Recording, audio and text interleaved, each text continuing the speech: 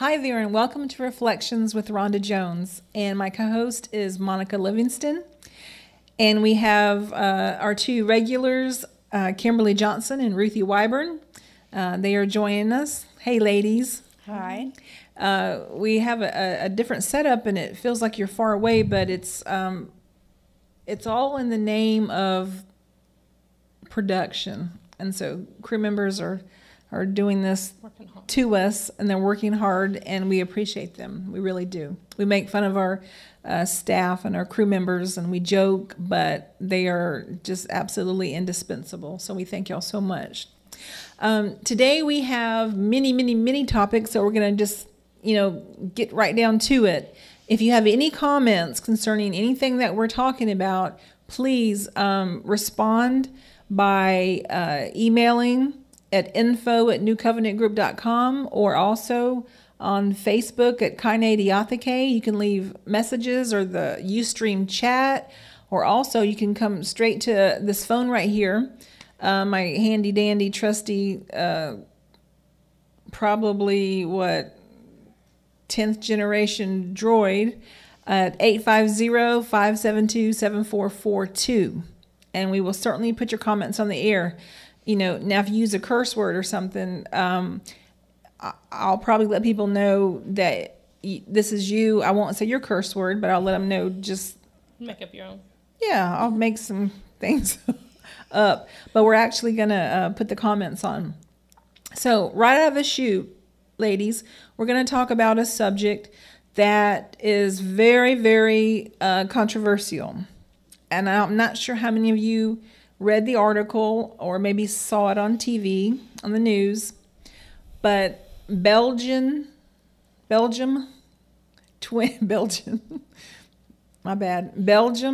twins, they were in their 40s.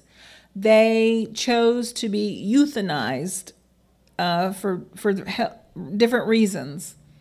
And if you don't know what euthanize means, it means to volunteer or have someone put you to death and you're okay with it. It's not like murder. Some people claim it is murder, but you have a say in it. Now, euthanization panel is a very hot topic subject anyway, because a lot of people consider it sideways, because I always say somebody committed sideways, but somebody committed suicide. Right. But let me give you a little bit of the backstory on these Belgium twins. It was two guys. They were already blind. No, they were deaf. Excuse me, my bad. They were already deaf. And then the doctor said that they will be blind with a short period of time. I can't imagine another situation that would be as horrible. Now, torture, of course, is horrible, but can you imagine, Kimberly and Ruthie, to be blind and deaf?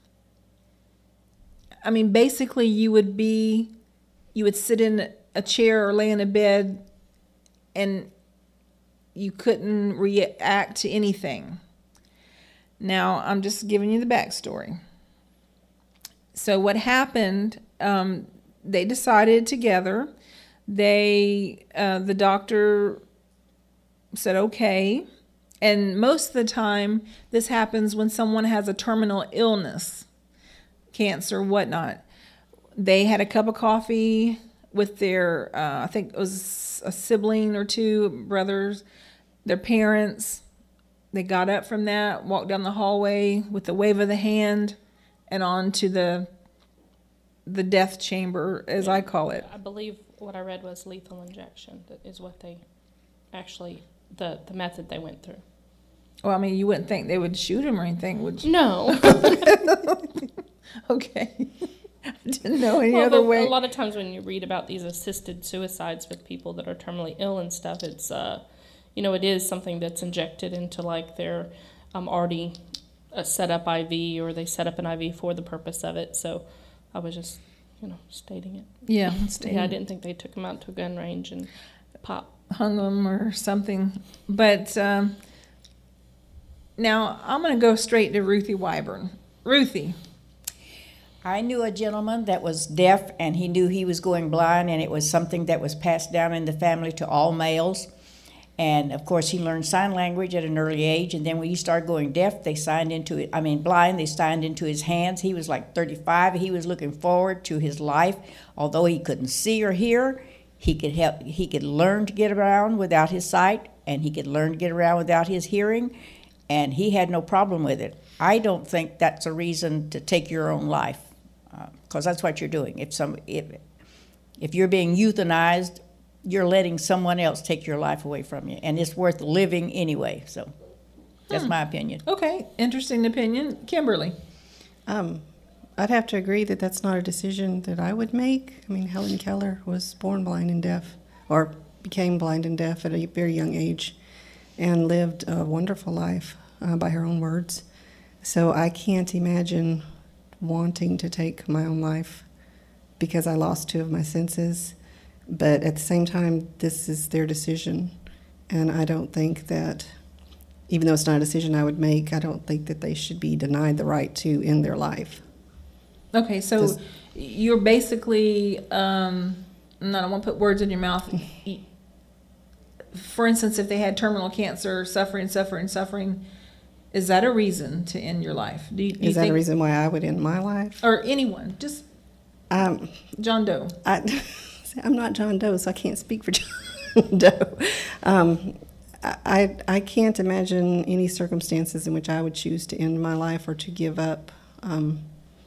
Maybe if I were elderly and was facing die of cancer or get treatment, I'd choose to not get treatment. But I can't imagine, and my imagination's limited, but I can't imagine a situation where I would personally choose to end my life. But I can see that other people may make that decision, and I think that that is a decision that should lay in the hands of the individual. I don't think that, it's the same as don't resuscitate that you sign. If you're ill and you don't want to have someone do CPR on you, you've chosen to end your life, and you have every right to do so. So, John Doe's got a threshold, and when that threshold is passed, then that may be a decision that a person makes. Right. All right. I think I'm probably of the same kind of mindset. I don't think that would be any reason that I would want to end my life. I think I remember reading in the article that they said they couldn't imagine going through life not seeing each other anymore. They're twins. Twins share a special bond from everything that you read and you hear, and from people that that are twins. And imagine that they've relied on each other through the years for coping with the disability that they had of being deaf. So I imagine for them, where we might say, well, going blind, that's you can overcome. To them, that was like the ultimate. But I don't, personally, like I said, I don't think that would be something that would make me want to end my life. And I really, along the same lines of what Kimberly said, can't imagine coming to a point to where I just wanted to end my life. But, my sister is a nurse, and she said, it really doesn't take much for somebody who seems like they have it all together and everything's going great to one thing really just hit them in the wrong spot, and they're ready. Mm-hmm. They pop a few pills or whatever because they've just reached a point to where it tips the scale. And it doesn't mean they have a mental disability that they've had all their lives, but, so. Right. And I don't, like she said, I don't know what their threshold is, but, Right. It was a right that they made, and according to the laws in Belgium, it was allowed. So. Sure. I understand that a lot of European countries have that you can say, I want to be euthanized. I remember Dr. Jack Kevorkian, he was actually imprisoned for, they call it assisted suicide. Right. And, I'm kind of on the fence a little bit about this. If I can understand why they would want to, because if you think about like putting earphones on, you can't hear anything, and you can't see anything. You know,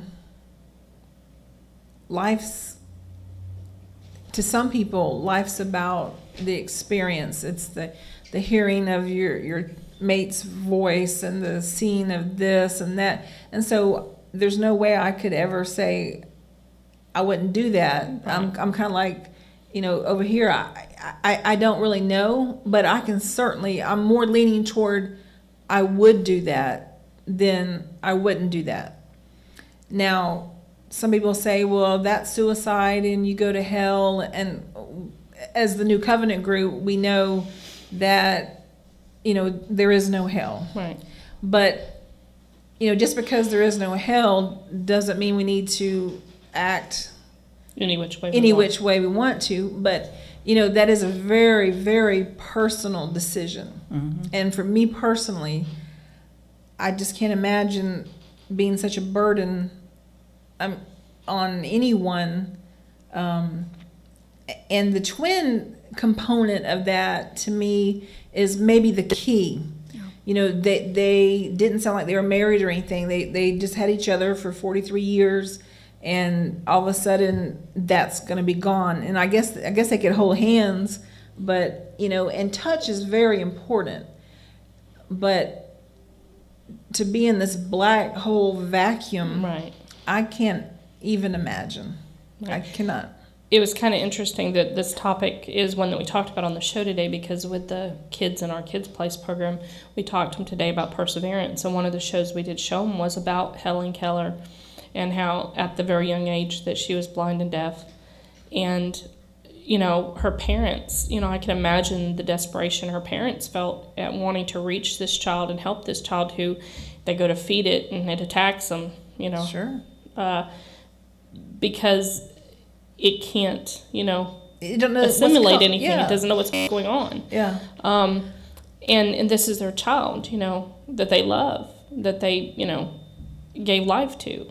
And to want to reach out and help that child, you know, and then they find someone who's willing and who's patient and who perseveres, is what, you know, we're talking about perseverance with them, and patience, and how Anne Sullivan had this perseverance and had this patience and stuck with Helen Keller because she, you know, wanted to help her. And she herself was blind, if I remember correctly. Partially blind, yes. And so, you know, to her and to to Helen Keller's family and to Anne Sullivan, it was worth it. But, you know, it's hard to say, you know. But I see where these twins probably did feel, like you said, that, you know, it's a black hole.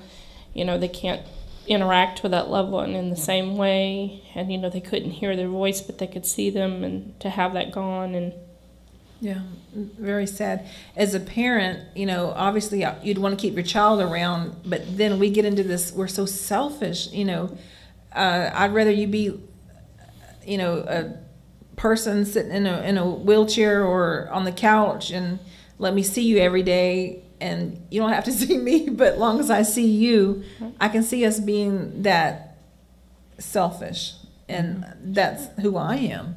You know, I would be that selfish if it was my child. I would want it to continue just so I could touch him or her and hold it, and, you know, but it's a personal decision. So, you know, and this kind of, for whatever reason, and I have no earthly idea, lately I've been, and I guess because I've had some kind of crazy medical thing going on this last week, and I did a lot of, you know, reading on the internet and research, and for whatever reason, the 911, 9/11 has popped into my mind again, and I gave it a lot of thought back then, but maybe I'm trying to reevaluate it based on what I feel about the world and God today, because Right. Back when it happened, I was the first one. Yes, you go get them. You know, all the enemies, the ones that harbor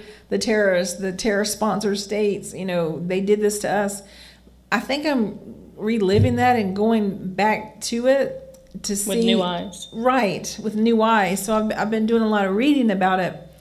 And one of the saddest things that I read this last week when I was, incapacitated for a little while was the fact that they account for at least 200 jumpers, they call them, that jumped out of the buildings.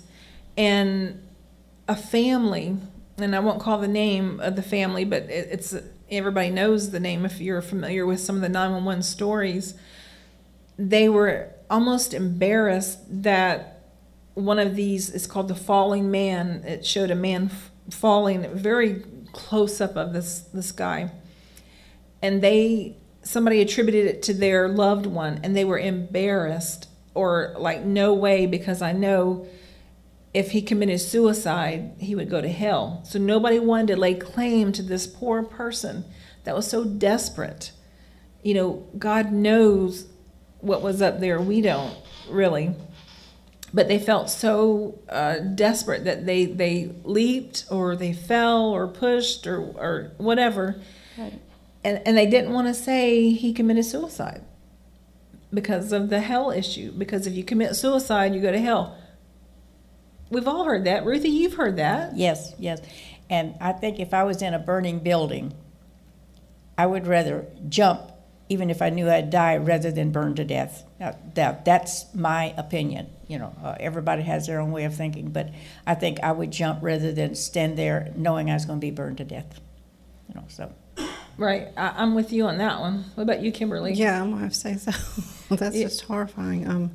And I've heard that too, that, if you commit suicide, you're going to hell. But even when I thought there was a hell, I could not believe that if someone was suffering so badly they ended their life, that God would put them in hell for it. Sure. That makes no sense at all. Right. Even if you believe in hell, that doesn't make sense. Right. Not that hell makes sense, but. Right. Certainly agree, Mo. Yeah. Well, as a Catholic, a prior Catholic, I'm sure that was a big no-no. Yeah, I do remember that being taught for years, and I had an uncle who had a wife who did commit suicide, and I remember in my mind thinking,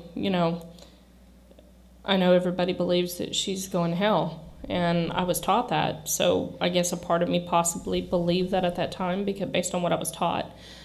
But in my heart, I was just like, there's got to be some way that, this woman who had, such depression and stuff and wasn't able to overcome it isn't going to end up suffering for eternity, because she chose to end it. Right. And I was pretty young when, it happened, but I remember thinking this through the years. And so, that's a torment in your mind when you think someone that you loved. Sure.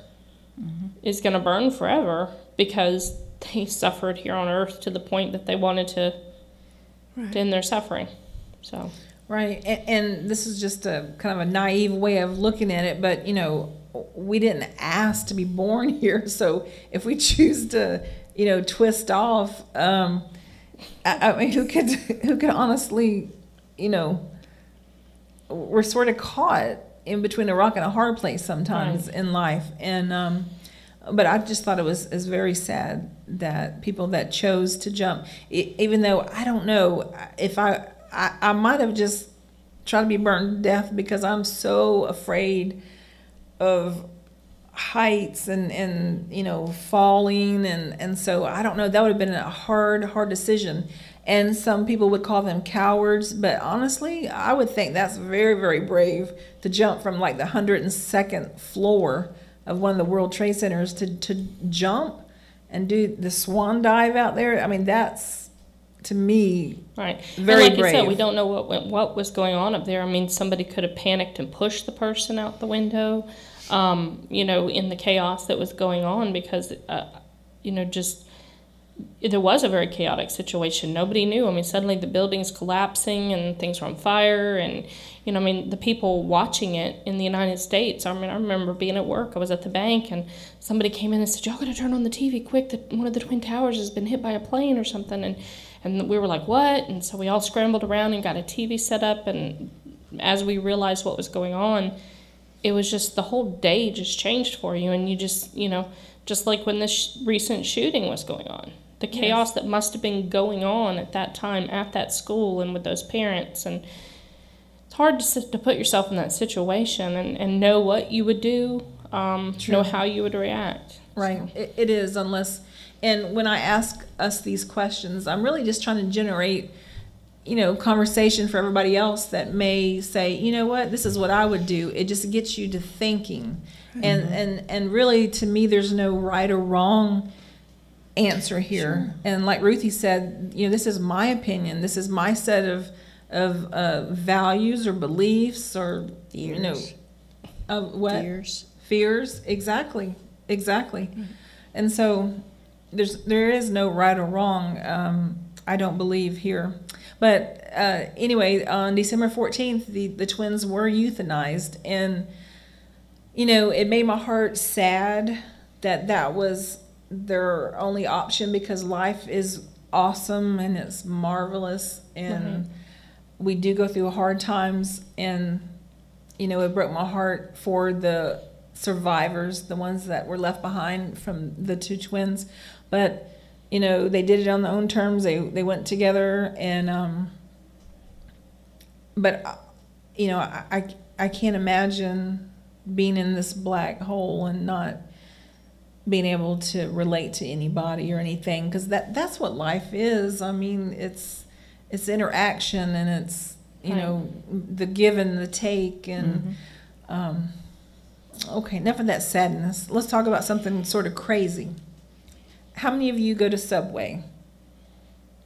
Yeah, I do. Subway, every now and then. They have some pretty good, they have low-cal subs. I'm not saying I get that all the time, but I should. But that one dude, he lost, 100 and something pounds from eating Jared. And the Subway diet. Yep, the Subway diet. And Subway is actually being sued, if you can believe that. Now, in our country, the U.S., you can sue anybody for anything.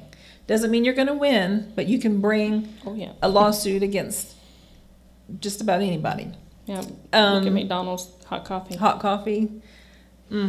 But the people are actually suing, and I think it's some folks from New Jersey. They're suing Subway because their foot-long sandwiches are Not really all of them were. only about 11 and a half inches. not 12 inches foot long. Are you serious? Yes. I am so serious. I read it. I read it as well and researched it a little bit. Ruthie, what do you say about this? You can't always bake a loaf of bread the same size every time you bake it. So that's what Subway said. I mean, when you start agree. it out and you measure it, and it's a certain thing, as you bake it, it changes shape, and Yeah, well, I baked a cake, and when it was done, it had pulled away from the ends of the pan a little bit, so it wasn't as big as it was when I put it in there. Feel cheated. So. You're in trouble. And honestly, if you order a 12-inch, a foot-long sandwich, isn't 11 and a half inches big enough for you? I mean, I don't know many people that have eaten a foot-long sub and been like, oh, man, I'm still hungry. I'm missing that half an inch that I should have got. Uh-oh. So, Who brought a measuring tape to Subway? They had a measuring tape against it. Okay. And they actually found out by going to different Subways that it is true that they're not 12 inches all the time. But it wasn't all Subways, from what I understand. It was. Well, maybe it wasn't supposed to be the loaf of bread. Maybe you're supposed to measure the lettuce overhang, too. The extra dill pickle spirit. I mean. Well, I don't know about y'all, but when I go to Subway, my husband and the people there that make it, I like every vegetable you have except jalapenos on there. So what I don't get in length, I get in height, depth, and height. There. So I get my money's worth. She'll get her money's worth. I love them veggies. So I'm just let you ladies know, next time you go to Subway, bring your tape measure. Because you want to make sure it's the full. Or keep your receipt and join the lawsuit. Yeah, join the class action lawsuit. Oh, goodness. Pitiful. Our country is pitiful. Because we can sue McDonald's for serving the coffee too hot. We can sue Subway for. But if it was cold, I bet you they'd sue too. Possibly. If they were just in that frame of mind that day. And now they have on McDonald's coffee cups, caution, hot contents. Contents may be hot. contents better be hot. I ordered coffee. I don't want it cold. So sad. We're in a sad day and age. Sad day and age. Yeah. All right, my last topic is something that's, if you thought euthanasia was controversial, ladies, this is even more so. Leon Panetta has, I'm gonna make this up. I'm making this up, so don't really believe this part about it. But he's given the green light, or he signed something, I'm not sure which, that women can actually be in combat now. So I'm gonna go straight to you and ask you, what do you think? Women in combat. Well, you know, I guess I'm kind of the mindset that, you know, if a woman's willing to put her life out there and risk it, you know, and she's proved through test or, you know, whatever, that she can stand up to it, then she should be allowed to. You know, it brings me back to one day when my son saw my husband sweeping the floor and told him that was a woman's work. And my husband very quickly said, where have you heard that from, you know? I think the mindset has been for years that women can't be in combat because they can't handle situations the same. But there are women out there that can probably handle situations better than some of the men. So I think that, you know, I mean, I wouldn't say that every woman needs to go to combat, because I know I probably couldn't handle it. But I know that there are a lot of women out there that probably could handle it just as well as their soldier, male soldier, you know, comrade. Right. So I say that, you know, if they can do it, I applaud them. If they're willing to do it, I applaud them. More power to them. You know, yeah. Ruthie, let's get the older perspective. If they have the desire and they can train the same as the man and perform as well as the man, I have no problem with it. But if they're going to lower the standards so that women can pass, I am definitely against that. If a woman can do it, I don't care what job it is. If a woman can handle it, if she can do it, then she should. But if they have to lower the standards so that she can, then that's not right. Amen. All right, Kimberly. That was exactly what I said. My dad told me, I don't know if this is true or not, but then when they let women in the military, they made the weapons lighter to accommodate them. I don't know if that's true, but if it's going to lead to something like that, where people going into combat are not as well trained because women wanted to be able to go to combat, we're setting ourselves up for something that's going to be fatal. But like Monica said, if a woman has trained and can handle, then she should have every right to do so, but not at the risk of a soldier going into combat that's not trained properly, because you're putting multiple lives in danger. Absolutely. Yeah. And I certainly agree with all you guys. You know, Meredith, our sister-in-law, my daughter-in-law, she is a military policeman. Now, she didn't go and, you know, get in a cave and was a sniper and waiting for somebody to, you know, and charge the enemy or anything. But a lot of people are saying women are shoulder to shoulder with the guys now. Right. I mean, who would have thunk that women would be military policemen? And, you know, the job that entails is, you know, you have to, you know, get in these vehicles and you know, go through the towns and, you know, handle prisoners sometimes, you know, make arrest, fingerprint, you know, insurgents. I mean, to me, that's very dangerous. And Ruthie and Kimberly both have the point too, and we all do, about you don't lower the standards. And I'm not for lowering the standards for anything. Like, you know, college examinations, don't lower the standard. If this is what Harvard expects, then if you can't make it, you can't make it. Right. You know, go to, you know, Florida State.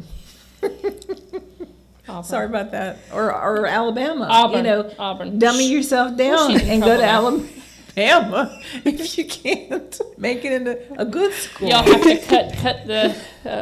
cut the tape now, please. I'm sorry. I'm gonna be like T-Bog. Cut the script now. She's an Alabama fan, but Yeah, who's won Don't. 13 national championships? don't. Well, that's football. This is not academics. Well, But don't dummy anything down. Keep the high standards. Let somebody achieve something, worthy of, standards. I think standards are very important. We have, our government, it's kind of an oxymoron, has a standard organization that, is ISO. We have standards that airline seats have to stand up to, or elevator shafts have to meet, or just all kind of things like that. It's good to have high standards, and I think we should. And so, yes, I believe women should go to combat, and honestly, women can be, absolutely positive. And I'm not saying this is good, but they can be very barbaric when it comes to protecting their children, and in times of war, or Right. something like this, they can actually probably be just as I don't want to say mean, but intense as the male counterpart. right. If she can do they gave a whole list of, they have to do so many push-ups and this and run and if carry all this. And if you can do that, sister, you go out there and do it. Right. But one day our hope is, the New Covenant group, is that we live peacefully. Of course, that's Right. everybody's hope. Sure. And we don't have to worry about these things. So, women in combat, we're going to give that a yay, if they can stand up to it. Men can't go to combat if they can't go through the rigors, and so Should be the same. yeah, it should be the same. Absolutely. Okay, I tell you what. Show us just a little bit of nothing that you got, and then we'll go to Kimberly. She's really on me today, y'all. I am. Oh, talk about our necklaces first. I was invited by my mother-in-law here, and we went to a jewelry making class hosted by a good friend, a longtime friend of Rhonda's, and she gave us some instruction in jewelry making. Now, as you remember from previous shows, I've dabbled in it, but I've never had a class in it, and so I learned a lot, and we made everybody in the class made this. We didn't just choose to be, twinning, and but we made our heart necklace here and We did. earrings, and we had a lot of fun, and we're hoping to expand that and have a class here with the ladies. So. Right. It's gonna be. I mean, it's supposed to be for Valentine's Day. Oh, you can see my turkey neck. All right. On I'm to just joking. this. But it was. You know what I got to thinking? Oh my goodness! I don't think I'll ever want to do another necklace or anything again. That's hard work. So There were parts of it that were extremely difficult, maneuvering some of the tools and the twisting and the different things of the wires, and so. Yeah. But after it was all said and done, it was worth it. it was worth it. We had fun. And she did give me trouble that day too. It's not just for the show. This is a little something I saw on Pinterest, and I'm always looking for something that's going to be, help out with cleaning or organizing and stuff, my endless struggle. But anyways, I saw this a while back, and I passed it over and I didn't say anything, and then I had seen it several more times. But it's a bathroom cleaner, basically, and it was Blue Dawn and vinegar. Now, I was skeptical, as the person in the article said they were skeptical, because it claims no scrubbing. Now, I will tell you, I did make a little faux pas. I didn't read the whole entire article to see that they had a cleaning grade vinegar, which I didn't know. I never heard of it. And it's supposedly stronger than the food grade vinegar. So I bought the food grade vinegar, and it's 1 part vinegar, 1 part Blue Dawn. They said the other Dawns work, but not as effectively. But the Blue Dawn. And you mix 1 part of each, and I didn't add any water or anything to it. And I sprayed it on my bathtub, and I just sprayed it on part because I wanted to see how well it did. compared to, the other side. And I sprayed it on there, and I left it for approximately an hour, and I went in, and I didn't really scrub it. It was more of like wipe it, a little bit extra than just like one wipe. But it was very easy, and practically every bit of soap scum, how sometimes even when you clean with the cleaners, there's that little ring that, just Sure. won't, the discoloration, all of that came off. I think there was one little spot where there, how bathrooms, ours doesn't have a vent, so it gets a little bit of mold and you bleach it and it comes right out. This did not work, and maybe the food grade won't, but the cleaning grade would get that. So I had, spray it with a little bleach. But for the most part, this worked really, really well, kind of like the microwave thing when you put the vinegar and the water in there. And it cleaned it really easy, softened it up. This worked really well. So Nice. 1 part Blue Dawn, 1 part vinegar, clean your bathtub half the time. So thanks right. for the tip. Nice. Thanks for the tip. Kimberly, you have a couple of issues that we need to discuss. Okay. Well, I'll start with the more encouraging one. I was reading Yahoo about college dorm, female bathrooms. People had started leaving. You know how people write on a bathroom wall? They started writing things that maybe they couldn't tell anyone. Like one lady wrote, "My father drinks and abuses me," or "I lost my uncle." One girl wrote, "I was raped." And maybe it was just a way for them to be able to say it when they didn't have the ability to anywhere else. And one day, I have to bring my Kindle up here. One day this someone... is encouraging, right? Because Yes, this is encouraging. So far, it's not... buzzkill. very Somebody read all of this and wrote a reply and left it on the bathroom stall. And I was going to read the reply, if I can get through it. This is what she wrote. "To the girl who was raped, you are so strong. I cannot fathom the pain you must have gone through. The fact that you have been brave enough to write it, even on a bathroom wall, gives me hope. To the girl with the eating disorder, I promise, though I don't know you, that you are beautiful. You deserve your health, and you deserve your freedom from that hell. To the girl with the alcoholic father, I'm so sorry for the agony this must have caused you. And again, such courage is remarkable, and you are a strong person. To the girl whose father died, missing them will never go away. The ache of their absence will never be gone. But the love they had, the memories you share, will last. I am sure that from the bottom of my heart, the people who are left in your world will be proud of the person that you are. Every time I see these walls, these confessions, I am so blessed to know of the privilege of seeing them. Your moments, your secrets are all precious. All of you, including the ones that I did not mention, you are worthy, you are strong, you are brave, and you are loved. Someone cares." That sounds like God wrote that. It's just, yeah.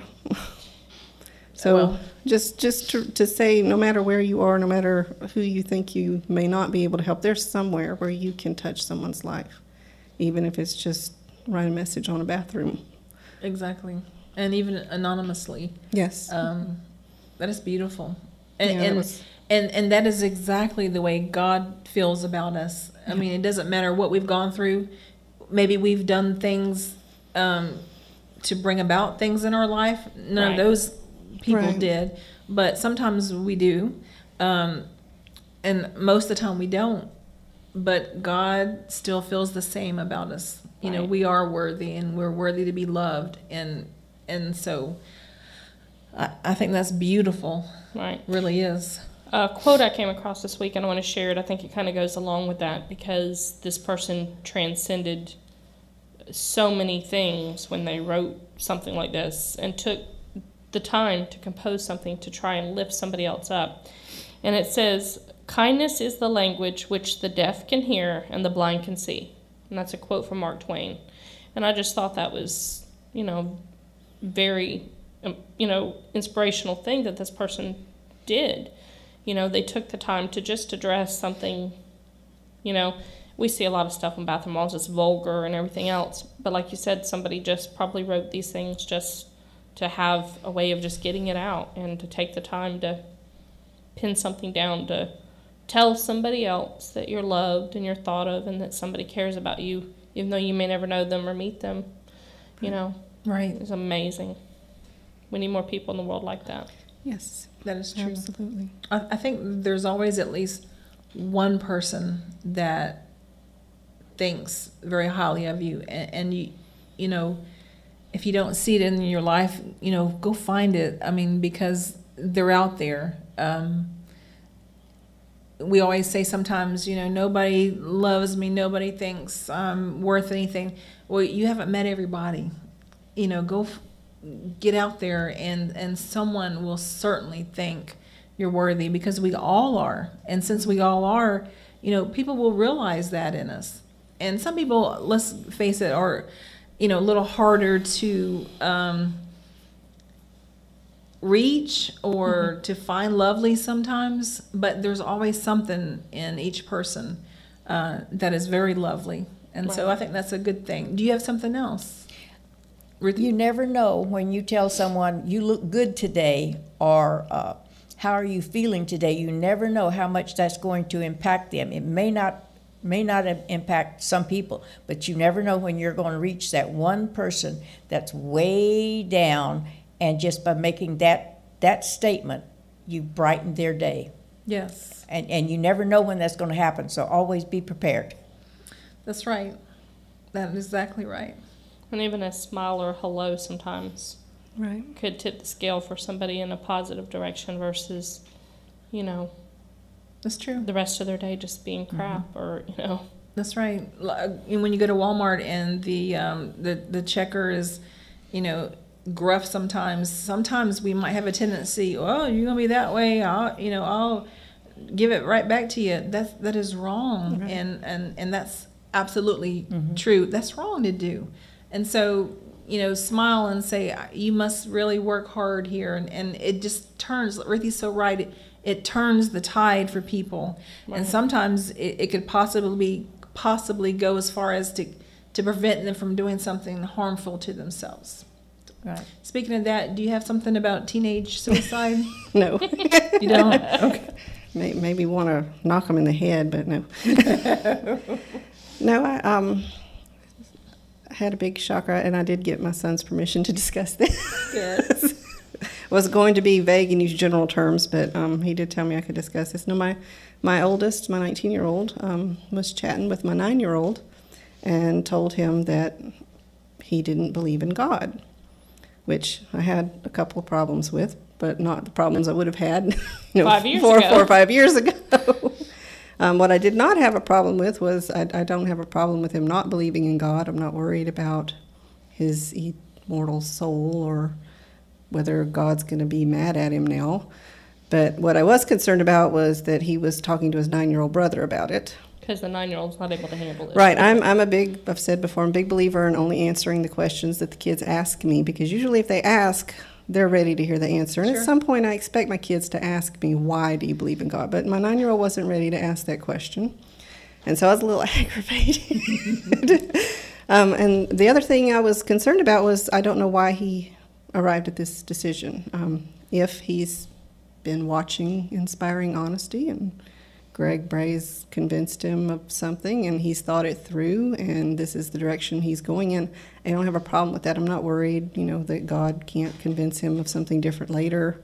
I think God's more than adequate to change his mind later on down the road, but I don't want him to make this decision based off a new girlfriend or peer pressure. I'm not saying Right. that's it, but That's what it sounds like to me. It's- just as a mother. Yeah. Somebody in his life has told him. someone somewhere, I'm afraid, has influenced him, Yes. and I don't know who or where. And he maybe he has thought it through, but teenagers, they don't have that developed frontal lobe yet, and they don't. Teenage boys. Especially males. Teenage boys tend to think with other parts of their anatomy other than their brain, but he just blurted this out, and his only reasoning that he would give me was that science hasn't proven where we've come from, that maybe we came from a single cell that came to life, and the whole evolution started with a single.